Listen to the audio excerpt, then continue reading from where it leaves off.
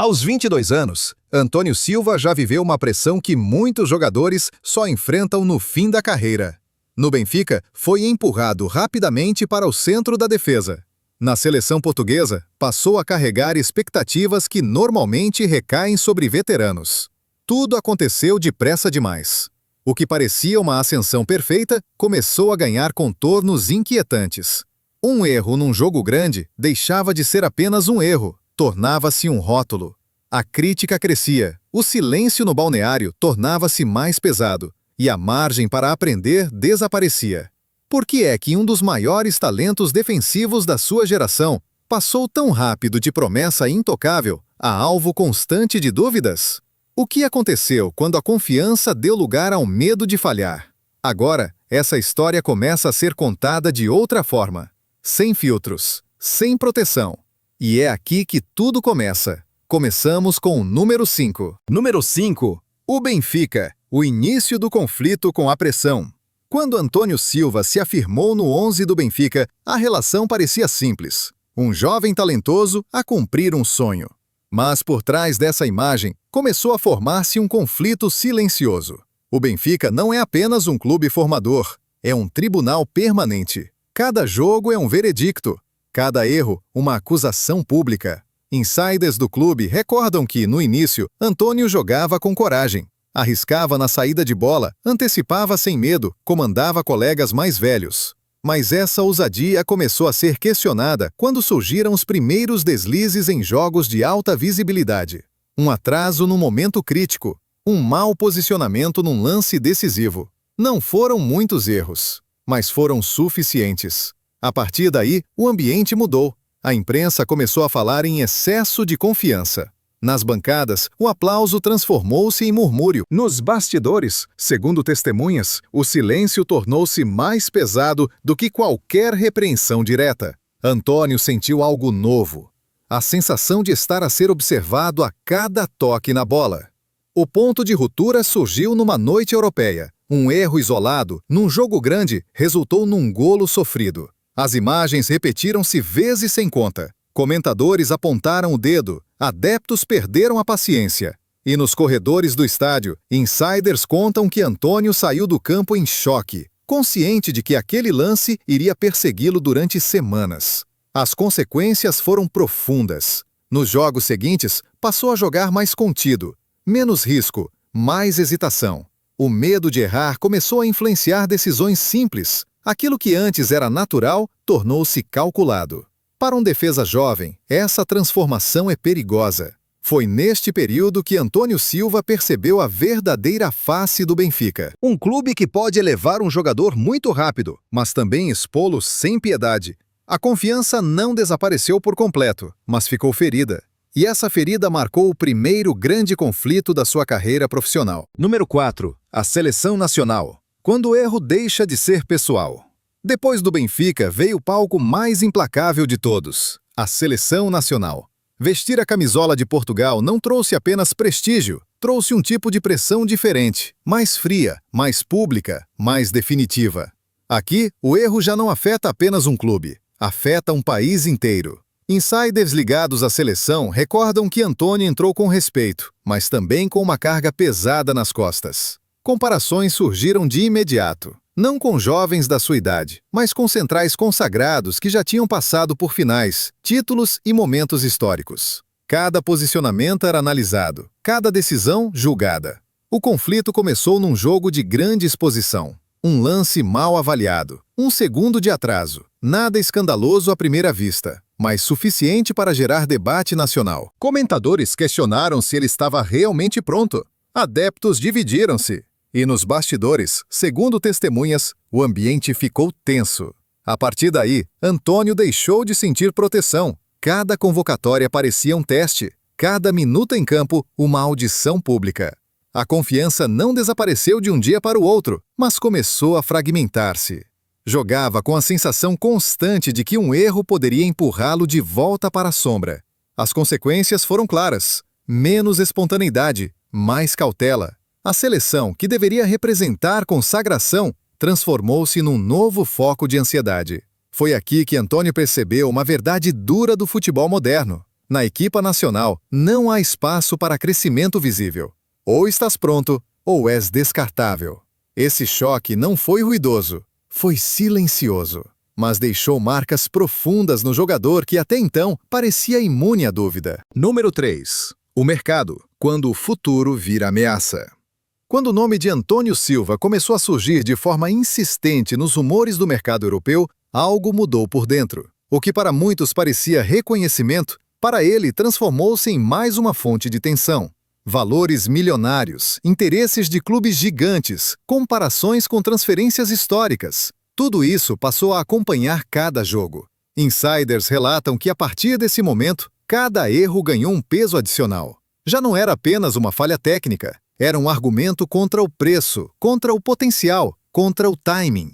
Um jogo menos conseguido bastava para que o discurso mudasse radicalmente, de investimento seguro para dúvida pública.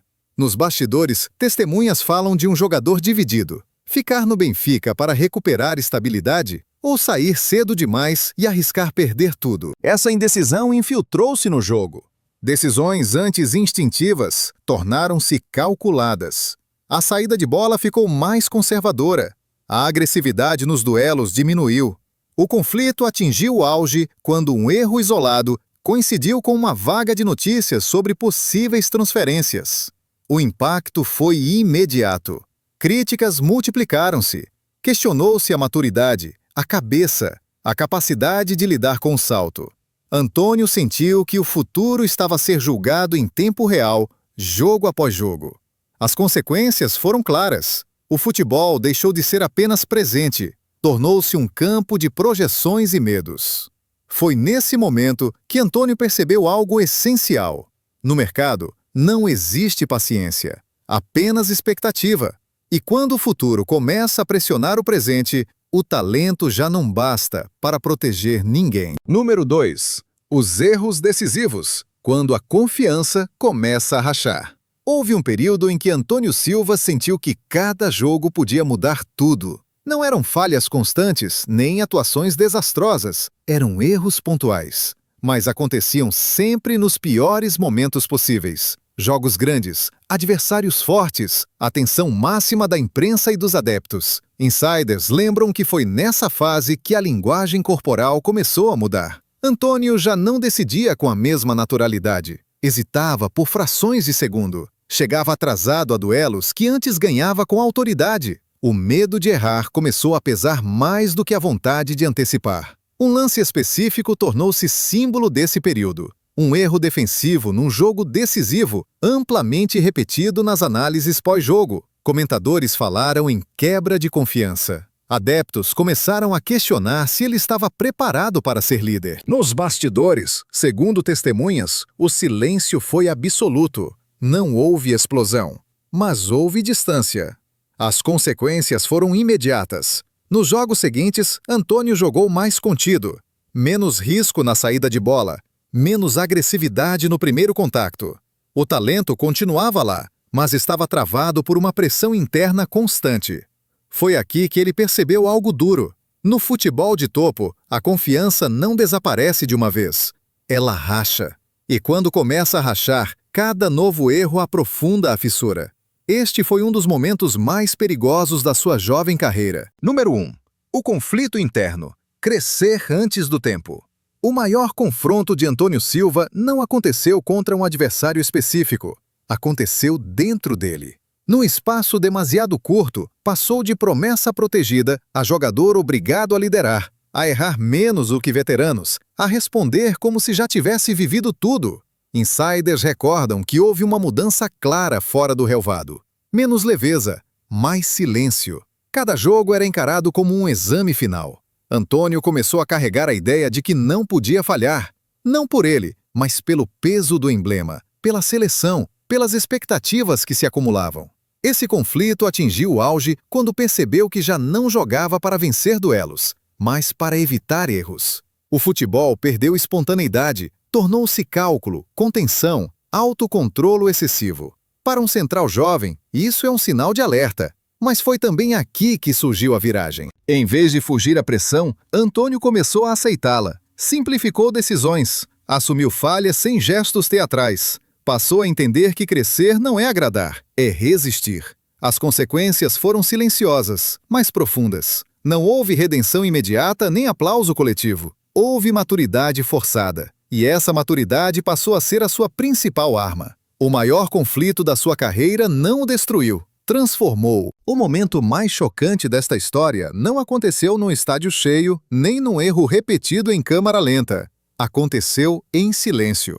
Segundo insiders próximos do jogador, houve uma fase em que Antônio Silva admitiu, em privado, que o maior peso já não vinha dos adversários, mas da expectativa constante de não poder falhar. Não havia margem, não havia proteção, apenas cobrança contínua. O twist está aqui. Ao contrário do que muitos pensaram, essa pressão não o empurrou para o colapso. Empurrou-o para uma mudança interna rara para alguém tão jovem. Antônio deixou de tentar provar que era perfeito. Passou a concentrar-se em ser funcional, mais simples, mais frio, mais consciente dos próprios limites. Testemunhas contam que, nos treinos, a postura mudou.